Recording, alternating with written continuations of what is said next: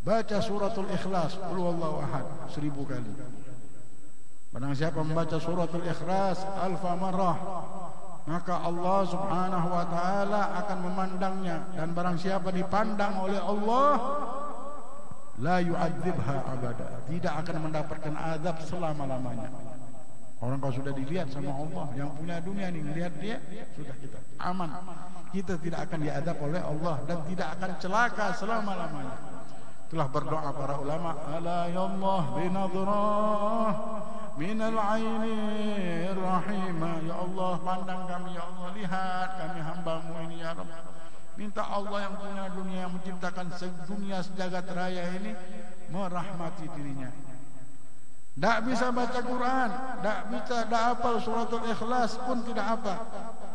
Di mana bacaan suratul Ikhlas ini yang cinta sama surat Qul Huwallahu Ahad, cinta saja, itu Allah Subhanahu wa taala akan masukkan dia ke surga. Dulu satu sahabat kalau sholat baca surat apapun pasti akhirnya Bismillahirrahmanirrahim. Setelah baca Inna Anzalna misalnya, langsung dia katakan Bismillahirrahmanirrahim, Qul Huwallahu Ahad, pasti didampingin sama suratul Ikhlas. Sampai satu sahabat mengadu, ya Rasulullah, ini sahabatku di Masjid Quba setiap sholat pasti didampingnya suratul Ikhlas. Dipanggil sama Rasulullah, wahai sahabatku, kenapa kau baca suratul Ikhlas terus? Apa yang membuat kau membacanya? Ya Rasulullah, aku cinta sama surat ini, melihat kebesaran Allah yang Maha Esa. Qul huwallahu ahad, Allahu samad, lam yalid wa lam yulad wa lam yakul lahu kufuwan ahad. Rasulullah bersabda, sesungguhnya engkau akan masuk surga bihubbika fihi, karena cintamu dengan suratul Ikhlas. Cinta sama suratul Ikhlas. Dari Anas bin Malik, Jibril turun dari langit. Dia bilang, ya Rasulullah, mari kita sholat. Siapa yang meninggal wahai Jibril? Ada meninggal sahabatmu. Siapa sahabatmu? Sahabatmu ini orangnya sangat cinta di hatinya dengan suratul Ikhlas. Jadi aku sekarang turun dari langit cuma untuk sholat sama dia, nyolati mayitnya. Pas Rasulullah melihat di belakang ada 70 malaikat setiap sof, 70 malaikat setiap sof, lagi 70 malaikat. Apa yang diamalkannya ini ya Jibril? Karena dia setiap hari membaca suratul Ikhlas. Yang cinta sama suratul Ikhlas, bagaimana cinta dengan, karena dia turun suratul Ikhlas, yaitu Nabi Muhammad SAW. Karena Nabi Muhammad turunlah suratul Ikhlas. Karena Rasulullah turunlah suratul Al-Fatihah. Allah yang punya dunia, kalau kita pikirkan, yang punya dunia ini menjadikan Nabi Muhammad kekasihnya, dipilihnya. Yang punya dunia milih Nabi Muhammad sebagai yang ia cintai, sebagai makhluk yang dia sayangi. Kok heran kalau kita hidup tidak milih Nabi Muhammad sebagai kekasih kita? Bingung benar kita. Kok ini manusia belum ada yang dia cintai? Kayak orang yang tidak punya istri, gimana? Bingung pasti. Kalau sudah punya istri kan mantap orang bilang. Kalau tidak punya istri, bingung manusia. Kita sangat bingung. Al-Habsyi bilang, sama manusia hidup tidak mencintai Nabi Muhammad. Allah yang punya dunia cinta sama Nabi Muhammad. Kok manusia masih milih mau cinta ini, mau cinta ini, mau cinta itu? La ilaha illallah Muhammadur Rasulullah. Saya ingat ada seseorang, dulu kita dikirim untuk ceramah di kota Lampung. Ini cerita lucu tapi ambil manfaat. Ada ketemu satu orang, masya Allah, kaya raya, tapi dia sayang sama harta ini bukan main. Dia cinta benar. Habis sholat hari raya pun orang salaman, ketemu tamu, ketemu orang tuanya, dia datang ke kamar ngitung duit. Saking sudah asik sama dunia ini. Kita ngomong waktu itu, ya fulan, kau ini harta banyak, duit banyak, kenapa ndak dinikmati? Pergi ke Singapura, pergi kemana-mana, kayak orang-orang yang punya duit ini. Dia bilang ndak perlu. Dia tuh kalau pakai siwak segini, paroknya segini, gitu aja. Kalau kita ini kan tidak senang sama orang, ngomong orang tidak senang, wah ini apa kamu nih? Kalau dia tidak senyum aja. Tapi insya Allah 1 bulan, 1 tahun pun kita sakit hati dengan senyumnya dia. Gitu aja. Coba. Habib sini. Lihat sorokannya itu. Duit semuanya. Nah, sudah. Fikir. Suruhnya pergi jauh-jauh. Apa Habib lihat tadi? Duit. Bukan. Salah. Itu bidadari sedang menari-nari. La ilaha illallah. Bidadari sedang menari-nari. Ana tidak perlu keluar negeri, tidak perlu kemana. Cukup ana lihat duit ini. Sayangnya, kekasihnya, dia sudah jadi senang hatinya. Habis sholat lihat duit ini. Subhanallah. Dan memang ada. Dan saya menyaksikan ada manusia begitu. Kemarin waktu saya ketemu orang baru saya ingat, oh iya benar, dia ngingetin, ingat kita waktu ketemu si fulan, iya, oh ya Allah, ingat cerita ini. Habib ambil hikmahnya, bagaimana orang cinta dengan sesuatu. Nah alangkah ruginya kalau Allah yang punya dunia kita lihat langit, lautan, dia milih Nabi Muhammad sebagai kekasih. Kalau kita ini sampai detik ini tidak punya kekasih, beda. Orang sudah punya kekasih kan beda, kayak orang sudah punya istri. Keluarnya beda, tidak bisa nginep di luar lagi. Dulu masa bujang bebas, mau nginep di mana, mau tidak pulang bebas, mau ketemu siapa bebas. Kalau sudah punya istri, sudah ada jadwal, ada waktu, pagi, siang, sore. Ini harus kita pikirkan benar, karena masalah ini masalah yang serius. Nah, ada manusia yang Allah lupakan dengan perdagangan yang besar yang terjadi ini, lupa. Yang diingat perdagangan yang kecil. Ishtarau bi ayatillahi thamanan qalila. Mereka memberi ayatnya Allah ini dengan harga yang kecil, benar. Sayang kalau kita beli kehidupan kita ini belum kita arahkan ke sana. Kalau kita sudah arahkan sana, beda. Kita sudah punya kekasih. Ya Allah. Para auliaillah mereka duduk ketika menyebut Sayyiduna Muhammad, tuan. Orang tuan ini dimiliki, ya, punya tuan. Si fulan tuannya fulan. Dulu zaman perbudakan ada manusia, ini tuannya siapa? Tuannya si fulan. Ini tuannya fulan, tuannya si fulan. Nah, tuannya kita ini Nabi Muhammad. Kalau kita sudah ngomong Sayyiduna, namanya kita ini sudah mengatakan bahwasanya aku ini punya tuan, ada yang punyanya. Ampunnya kita ini ada yang punyanya. Ini ampunnya siapa? Ampunnya si fulan. Kita bilang bahwa kita ini ampunnya Nabi Muhammad. Oh, kalau sudah ampunnya Nabi Muhammad, ini beda, dijaga oleh Allah. Malaikat pun segan. Kalau yang punyanya Nabi Muhammad, malaikat pun tidak berani apa-apa. Sendal punya Nabi Muhammad, sampai Isra Mi'raj ikut. Malaikat Jibril mau masuk, dibilang, ya Muhammad, kalau aku masuk Sidratul Muntaha ini aku akan hancur, tapi engkau akan naik derajatnya. Malaikat tidak bisa, tapi sendal Nabi Muhammad ikut, bajunya Nabi Muhammad ikut, karena ampunnya Nabi Muhammad SAW. Mudah-mudahan kita Allah tancapkan makna memiliki kekasih. Kita sudah punya kekasih, beda kalau kita sudah merasakan punyanya siapa sama kekasih kita siapa. Tapi minta Allah yang nuliskan masuk ke hati kita. Dan harus kita fikirkan benar malam-malam, ya Allah, yang punya dunia, ngelihat langit, yang punya langit ini. Kenapa kita memikirkan terus? Dan nafsu kita terus mengajak kita untuk memiliki ini dan itu, dan lupa untuk memiliki Nabi Muhammad Sallallahu Alaihi Wasallam. Miliki Nabi Muhammad, harus kita punya. Malam ini harus punya sudah. Jangan sampai malam ini tidak punya kekasih. Aduh. Marath wahilla liman ghattan umruh balash. Habib Ali Habsyi bilang, alangkah ruginya manusia yang sudah diberikan umur panjang tapi tidak dapatkan kekasih ini. Dia bilang, Ghatal umru wa huwa yad'uf wa kullin fash. Panjang umurnya yang ada lemah terus di dirinya, lemah badannya, fikirannya, kebingungan, ketidakmampuannya. Ini tidak mampu lagi, sampai jalan pun tidak mampu akhirnya. Meloncat dari kasur pun tidak mampu. Tapi apa? Hilang semua kebaikan.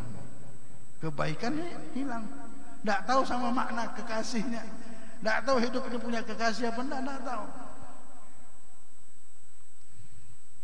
La ilaha illallah Muhammadur Rasulullah sallallahu alaihi wasallam.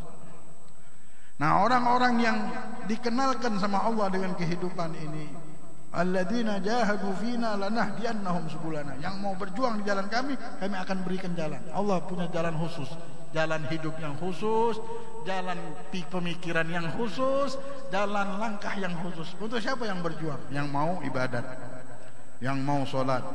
Tak mau, tak bisa solat, tak bisa baca Quran, tak bisa solat malam, berzikir, tak mau berzikir, ya mati. Zikir pun tak mau, ingat sama Allah, tak mau di 10 hari ini, tak mau.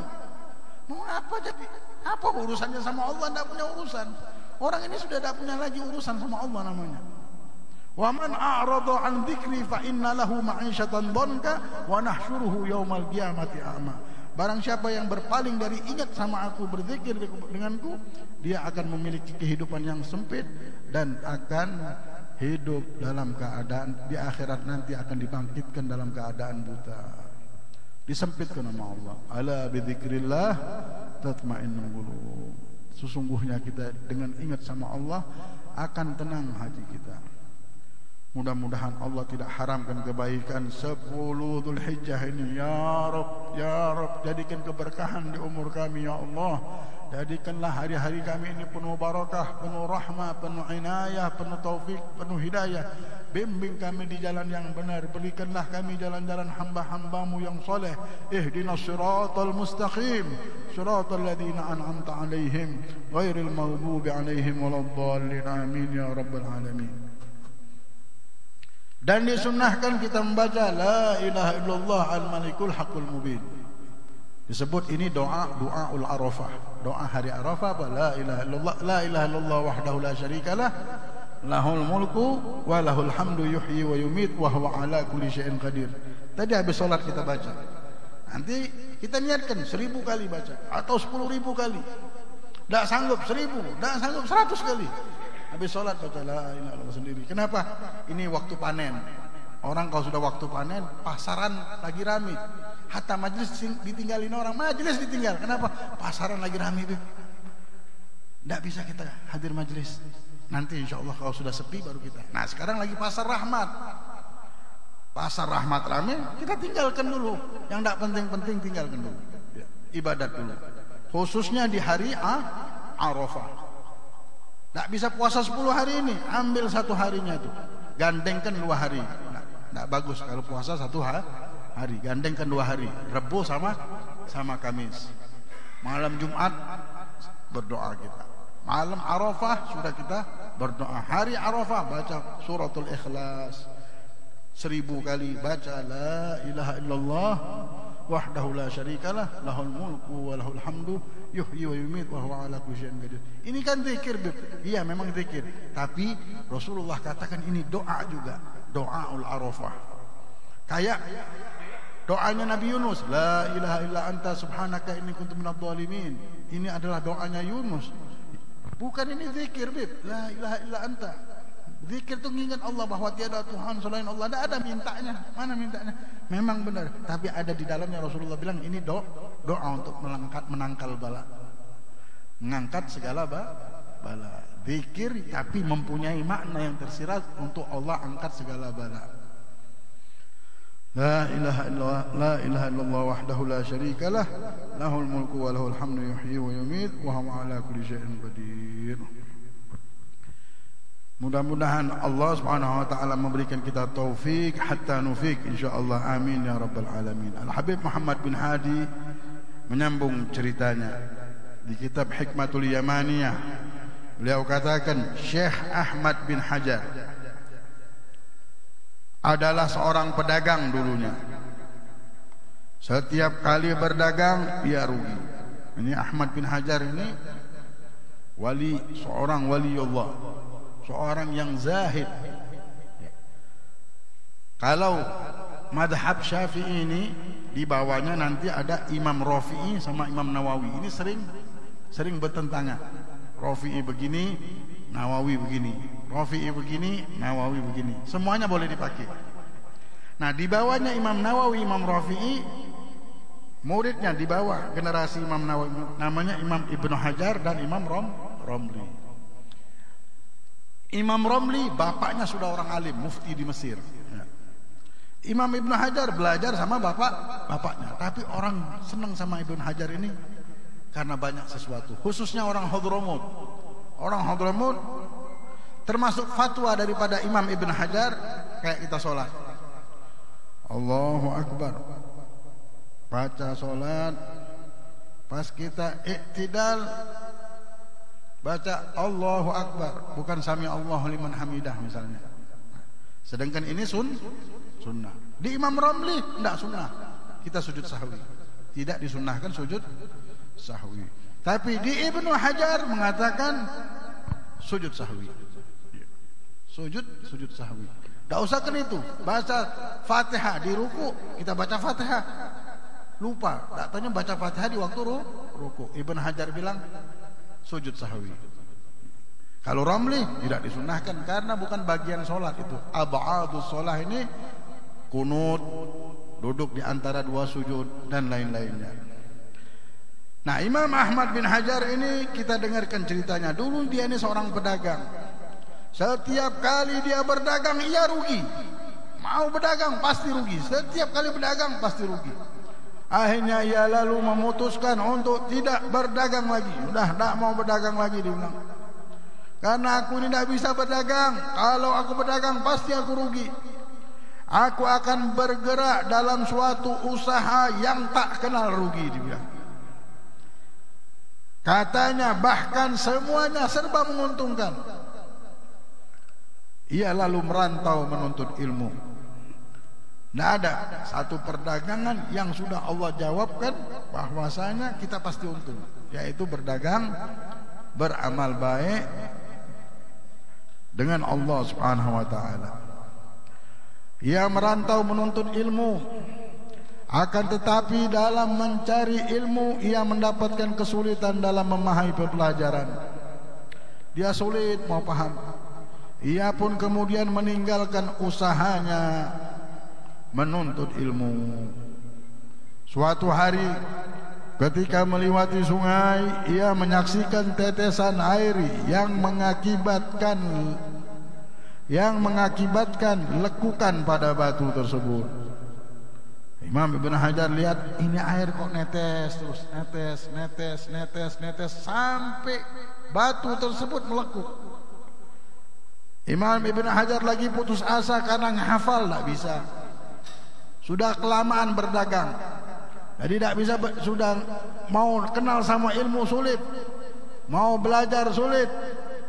Akhirnya Allah pandangkan dengan pandangan air yang menetes tersebut, tetesan air yang mengakibatkan lekukan pada batu.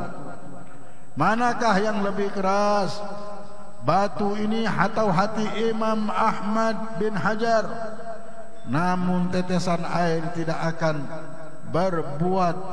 membuat lekukan pada batu kecuali jika terus menerus menetes, pikirnya. Imam Ahmad melihat batu ini kok bisa sampai melekuk ditetesi oleh air. Dilihat ini pasti dikarenakan tetesan yang terus sampai batu yang keras pun hancur dengan sesuatu yang lembut karena terus menerus. Dalam keadaan putus asa tersebut Allah berikan hikmah. Kalau dia istiqomah terus, dia akan dapat, batu pun akan menjadi melekuk dengan sesuatu yang lembut tersebut. Ia kemudian kembali, langsung dia kembali lagi. Walaupun sudah putus asa, dia kembali menuntut ilmu dengan tekun sampai akhirnya menjadi seorang yang alim. Syekh Ahmad hidup dalam kemiskinan selama 4 tahun. Ia tidak pernah makan daging pun tidak pernah dia lihat. Walaupun sangat menginginkannya, istrinya sejak lama ingin renang di pemandian dulu, dan sampai sekarang kalau kita di Arab sana ada satu tempat pemandian langsung disewa tapi tertutup. Setiap rumah ada satu tempat pemandiannya, rumah ada tempat pemandiannya, jadi nyewa langsung sama tempat ada rumahnya, bukan pemandian kolam renang kayak kita zaman sekarang ya. Nah dulu di Mesir begitu ada. Sejak lama ingin renang di pemandian tersebut tapi tidak bisa. Akhirnya Imam Ahmad bin Hanbal berkata kepada istrinya, bersabarlah sampai aku mengumpulkan uang untuk membayar sewaan tersebut supaya bisa menghibur istrinya. Aku mengumpulkan uang dulu wahai istriku. Setiap kali mendapat rezeki, Syekh Ahmad menabung untuk istrinya. Setelah uang yang terkumpul cukup untuk membeli dan menyewa sewaan tersebut, istri Syekh Ahmad segera pergi ke pemandian.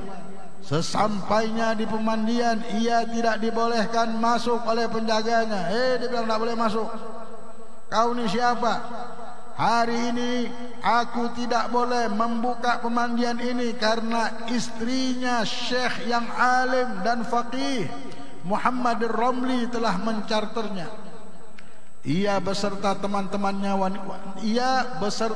teman-teman wanitanya akan berenang di sini, jadi tidak boleh ada yang masuk. Datanglah besok saja, kata penjaga pemandian tersebut.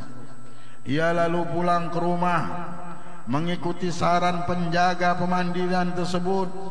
Sebaik-baik ilmu adalah ilmunya Muhammad Romli.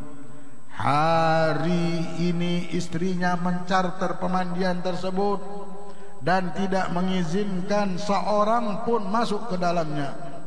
Tidak seperti ilmumu wahai suamiku. Marah jadi istrinya ini. Ilmumu tidak seperti ilmunya Imam Romli. Ilmunya Romli temanmu itu penuh berkah. Kenapa? Dengan ilmu tadi istrinya saja mau berenang kapanpun bisa. Tidak seperti ilmumu yang penuh dengan kemiskinan. Ilmumu ini penuh kemiskinan dan kesulitan hidup wahai Ibn Hajar. Kau ini meski telah berusaha keras, namun tetap saja tidak memperoleh sesuatu dari ilmumu. Ambillah kembali dirham-dirhammu yang tak bisa kau peroleh kecuali setelah membanting tulang berhari-hari, kata istrinya Imam Ahmad kepada suaminya. Ujiannya Imam Ahmad ini di istri siang. Tapi lihat nanti akhirnya. Aku tidak menginginkan dunia, dibilang wahai istriku. Aku rela dengan apa yang ditetapkan Allah bagiku. Tetapi jika kau menginginkan dunia, ikutlah aku. Diajaknya waktu itu kebenaran Imam Ahmad mau pergi ke Mekah. Ikut aku ke sumur Zamzam, kata Syekh Ahmad Ibn Hajar. Mereka berdua kemudian pergi ke sumur Zamzam. Sesampainya di sana Syekh Ahmad ditimba sumur tersebut. Ketika timba itu sampai ke atas, bukannya air Zamzam yang didapat, tetapi timba yang penuh dinar dan dirham. Cukup ini untukmu wahai istriku, dibilang. Nak, dibilang, aku minta lagi. Diambil lagi. Cukupkah ini dirham untukmu? Beliau katakan, sekali lagi turunkan timba itu supaya aku dapatkan dinar sama dirham. Diambil lagi. Cukupkah ini? Berkatalah Imam Ahmad,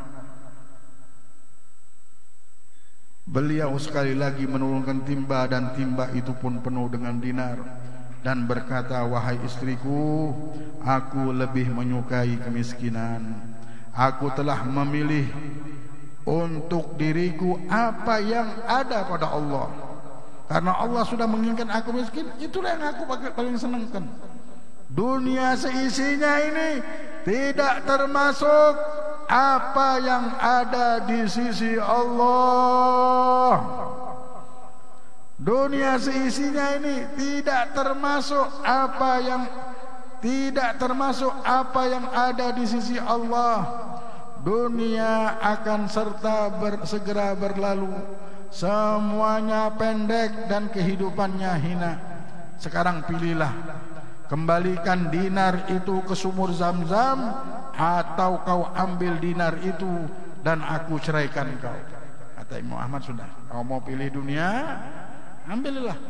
Kalau aku tetap mau apa yang Allah takdirkan, tidak mau milih. Imam Ahmad ini tidak mau milih nasibnya. Itulah orang kalau sudah dia yang jadi imamnya dari nafsunya, tidak mau dia milih nasibnya. Milih keinginan, milih ini dan milih itu, tidak mau. La ilaha illallah Muhammadur Rasulullah. Apa yang datang padanya dirinya dia nikmati. Tapi memilih dia tidak mau. Maka lahumul khiyara wa huwa yakhtar. Allah berfirman, tidak ada hak kalian untuk memilih, dan dialah Allah yang berhak untuk memilihkan kalian. Di hadits qudsi Allah berfirman, inna li'ibadi la yasluhu lahu illa al-faqr fa idza aghnaitu kafar. Sesungguhnya la kafar, sesungguhnya hambaku tidak pantas baginya kecuali kefakiran. Kalau dia kaya, dia akan kafir. Maka dari itu aku tidak berikan kepada dia kekayaan. Dan juga wa inna li'ibadi la yasluhu lahu illa al-ghina fa in afqartu lakafar. Ada hamba-hambaku yang tidak pantas bagi dirinya kecuali memiliki kekayaan. Kalau dia miskin, dia akan kafir. Allah yang tahu. Jangan sampai kita menjadikan, tapi Allah yang tahu benar fulan ini sanggup atau tidak. Fulan ini mendapatkan kekayaan pantas atau tidak, mendapatkan kemiskinan pantas atau tidak, cuma Allah Subhanahu wa taala. La ilaha illallah Muhammadur Rasulullah sallallahu alaihi wasallam. Akhirnya Imam Ahmad bilang, ceraikan. Kalau kau milih harta tadi, sudah, ceraikan aku dan ambillah dinar itu. Akhirnya si istri tadi dapat hidayah. Kita sebaiknya manfaatkan uang ini sebagaimana umumnya masyarakat. Tidak, kita kembalikan satu timba saja. Istrinya menawar, satu timba saja ya Imam, jangan semuanya. Dia bilang, kita ambil 1 dinar saja. Akhirnya tawar menawar sama suaminya, sudah 1 dinar saja, kita nikmati hari ini. Kata Imam Ahmad bilang, enggak, kembalikan semuanya. Kembalikan semuanya ke sumur. Kalau tidak, usir engkau. Baiklah, kita kembalikan saja semuanya ke sumur.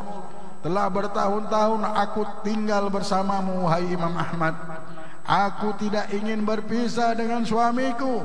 Setelah kau perlihatkan karamah ini kepadaku, lantas kau ingin kita berpisah? Tidak, aku akan bersabar dengan segala kesulitan hidup ini.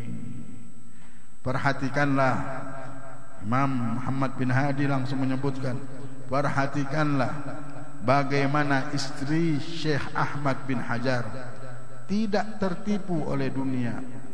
Allah meneguhkan hatinya pada kebenaran. Ia tidak berkata lebih baik aku pilih dunia dan meninggalkanmu. Andai kata ia adalah wanita zaman ini, tentu ia akan memilih yang fana, memilih dunia daripada yang kekal akhirat. Nabi SAW bersabda, hubbud dunya ra'su kulli khati'ah. Cinta dunia merupakan sumber segala kesalahan. Hadis diriwayatkan oleh Baihaqi dan Ibnu Abi ad-Dunya. Jika cinta dunia adalah sumber segala kesalahan, maka tentunya benci dunia merupakan sumber segala kebaikan dan kenikmatan. Sayyidina Ali bin Abi Thalib karramallahu wajhah telah mentalak 3 dunia. Beliau berkata, dunia, aku telah mentalakmu 3 kali. Setelah hari ini kau tak bisa rujuk lagi. Tidak ada pilihan kecuali dengan menjadikan Nabi Muhammad kekasih kita. Tidak ada pilihan. Mau selamat, Nabi Muhammad. Malam ini kita pilih Nabi Muhammad. Kita sudah menjadikan Nabi Muhammad sanubari kita, kekasih kita. Allah yang punya dunia, jadikan Nabi Muhammad kekasih. Orang kalau sudah cinta sama Nabi Muhammad, dia sebut-sebut terus nama Nabi Muhammad. Tidur nyebut nama Nabi Muhammad. Allahumma sholli ala Muhammad. Allah. Makan ngikutin Nabi Muhammad. Semua yang dilakukan Nabi Muhammad karena udah punyanya Nabi. Ini fulan, kelihatan orang fulan punyanya Nabi, fulan punyanya Nabi Muhammad. Dunia ini tidak pantas untuk membalas kita, tidak bisa dia, ya, tidak bisa. Cuma satu negeri yang bisa membalas pencinta Nabi Muhammad, akhirat. Negeri itulah yang bisa membalas amalan kita. Jadi amalan kita di dunia, apapun yang kita hadapkan di dunia dan kita dapatkan di dunia, kita jalani. Kita jalani bersama-sama, jangan bersama nafsu, jangan bersama syaitan, jangan bersama hawa, akan tetapi bersama Allah Subhanahu wa taala. Sebentar dunia akan tinggalkan, dan segala kejadian yang kita hadapi ini akan kita tinggalkan semuanya.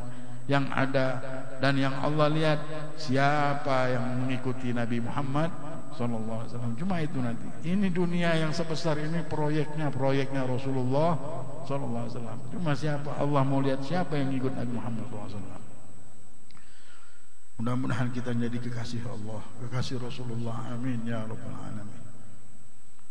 Kalau masih belum malam ini memilih kekasih, mau kapan lagi? Udah nanti ketinggalan kereta ini. Al-Qaum qad wasalu ila hadrati rabbihim. Sudah banyak jutaan manusia sudah sampai semuanya. Kita belum nyampe-nyampe. Kaum ini satu rombongan setiap malam ada rombongan daftarkan nama. Kita malam ini harus mendaftarkan. Untung ini bulan-bulan rahmat, ya, bulan inayah, bulan taufik dan hidayah. Habib Muhammad bin Hadi menyambung ceritanya. Suatu hari Nabi Allah Isa alaihissalam melakukan perjalanan dengan seorang temannya. Mereka hanya berbekal 3 potong roti.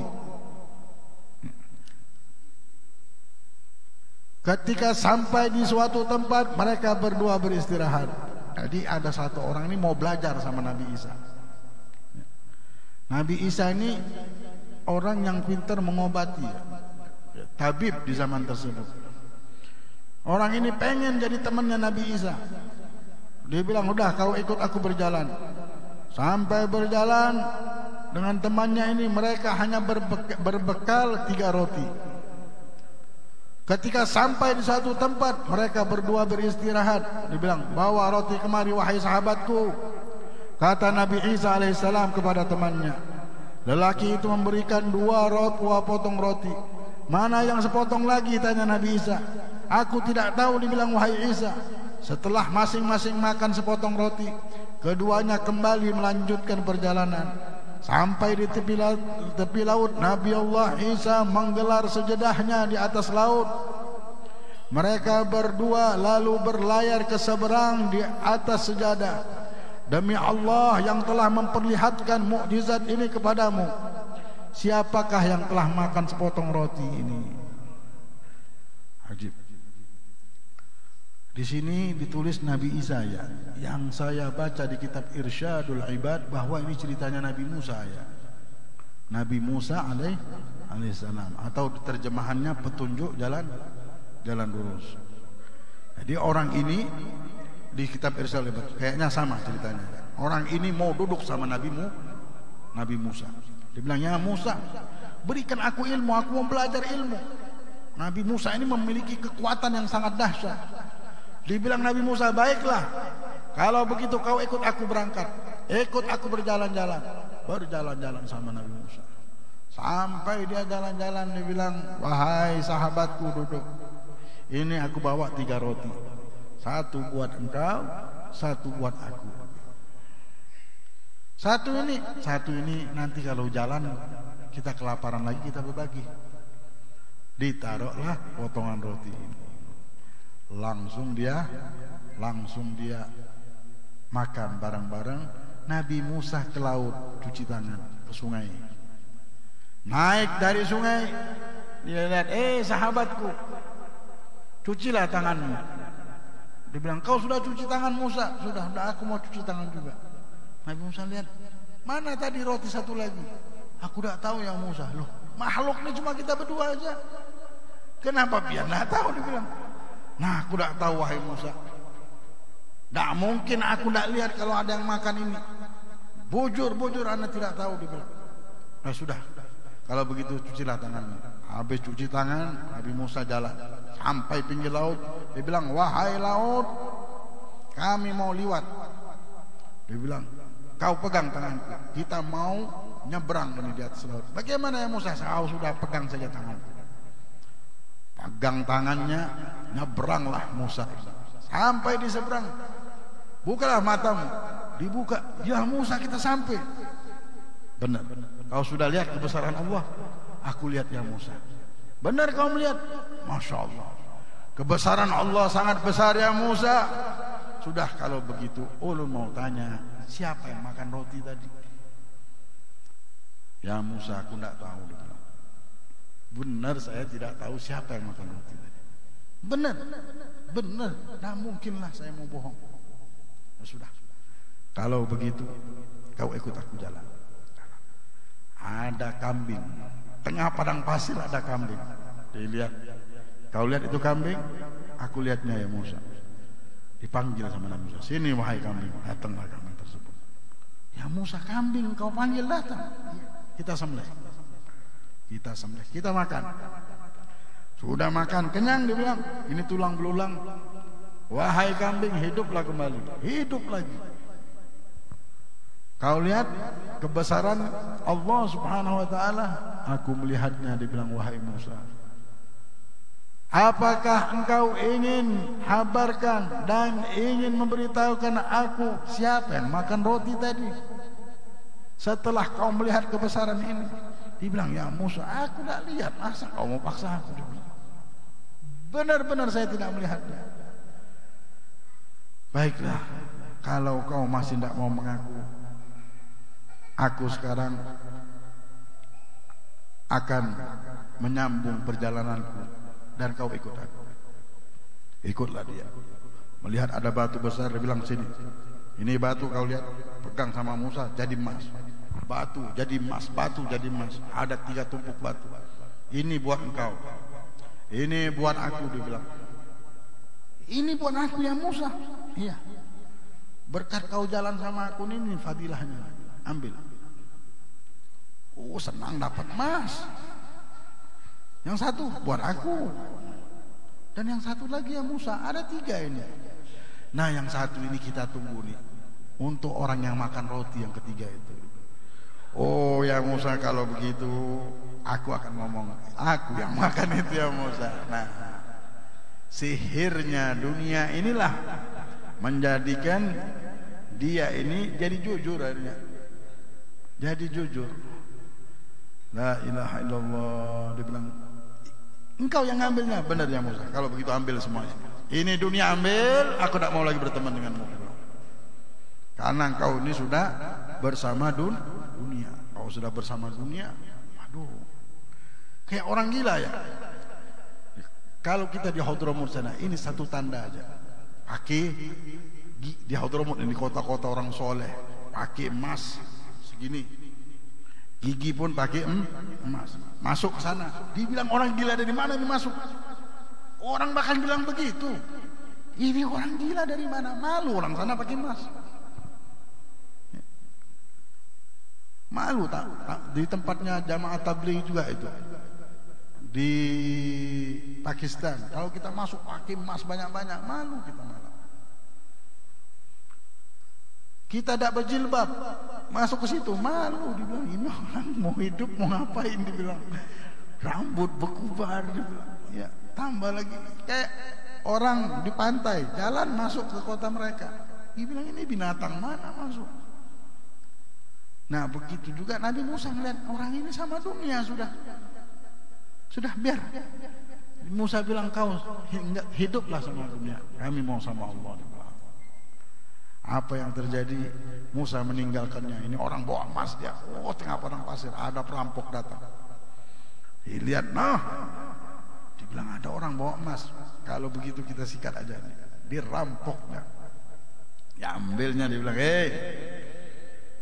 apa yang ada di badanmu itu dan apa yang ada di tanganmu itu? Dibilang, kau lihat. Ya, kami melihatnya itu emas. Kembalikan sini, dia bilang. La ilaha illallah. Dan kami akan membunuhmu. Astagfirullahaladzim, dia bilang. Daripada kita beributan bertiga, 2 lawan 1 belum tentu menang juga, dia bilang. Lebih baik kita akur. Kita berbagi, dia bilang.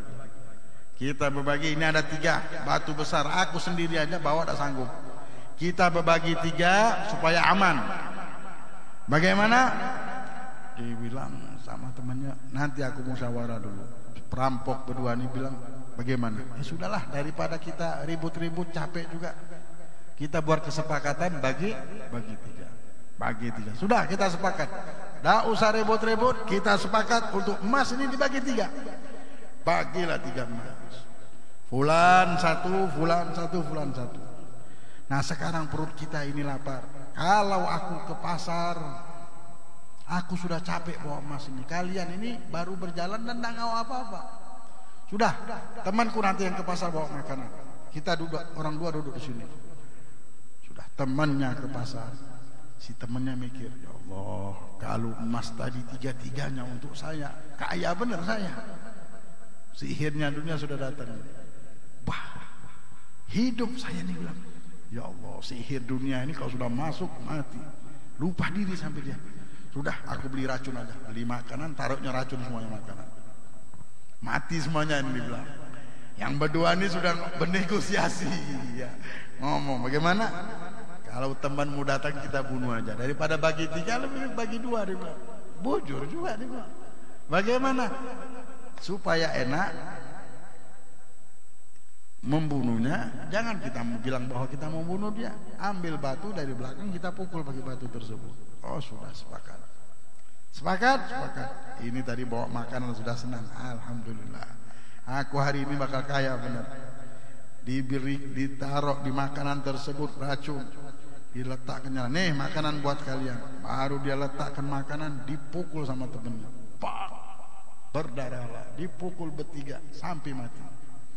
Ketika mati orang ini, orang 2 ini bilang, sudah aman, harta kita bagi 2. Berbagilah berdua. Sebelum kita berbagi, kita makan dulu. Makanlah. Racun, mati semuanya. Nabi Musa datang, ya. Dia bilang, apakah ini orang yang bersama aku berjalan kemarin? Benar ya Musa. Inilah dunia, dia bilang. Inilah dunia, sehingga semuanya ini mati dan sebelahnya emas.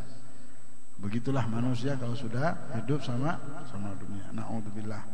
Nah, malam ini kita buat kontrak menjadikan Nabi Muhammad kekasih kita. Harus buat kontrak sudah. Buat sisa umur ini kita wakafkan untuk mencintai Rasulullah. Tidur ingat sama Rasulullah, bangun ingat sama Rasulullah, berjanjian terus sama Nabi Muhammad. Berjanjian tersebut, dan setiap ingat ada yang nyebut Sayyid, kita ingat Tuan kita itu, Tuan kita semuanya.